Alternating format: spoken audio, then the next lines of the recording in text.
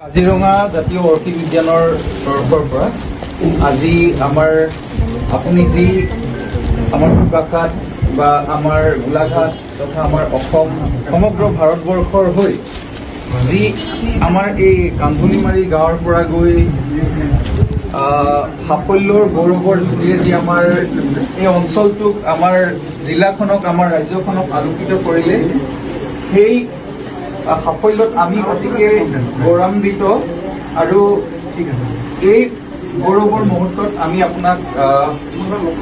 অলপ শুভেচ্ছা জনাবৰ কাৰণে আমি আহিছো কাজিৰঙা অৰ্কিড উদ্যানৰ তৰফৰ পৰা আমাৰ অৰ্কিড উদ্যানৰ চেয়াৰমেন অখিল গগৈ ডাঙৰীয়া আজি তেখেত আচলতে অনুপস্থিত হোৱা হেতুকে আমি তেখেতৰ হৈও আপোনাক সম্বৰ্ধনা জনাবলৈ আহিছো আমি আপুনি এনেদৰে আপোনাৰ যি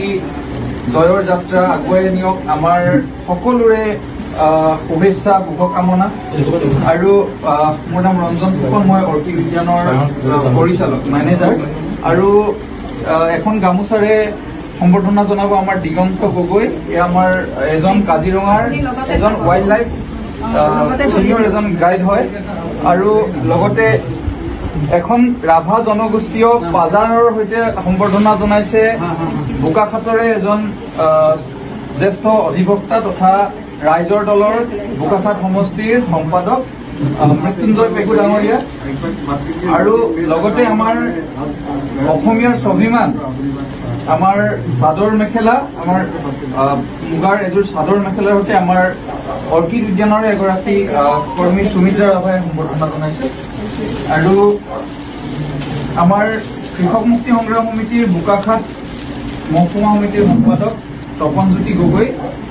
ফুলাম জাপিৰে সম্বৰ্ধনা জনাব আৰু আমাৰ কাজিৰঙা জাতীয় অৰ্কিড উদ্যানৰ এগৰাকী সাংস্কৃতিক কৰ্মী তথা কাৰ্বি সাংস্কৃতিক কৰ্মী হিচাপেও কাৰ্বি গায়িকা হিচাপে জনাজাত আমাৰ অম্ফুত অবৃত্তিয়ে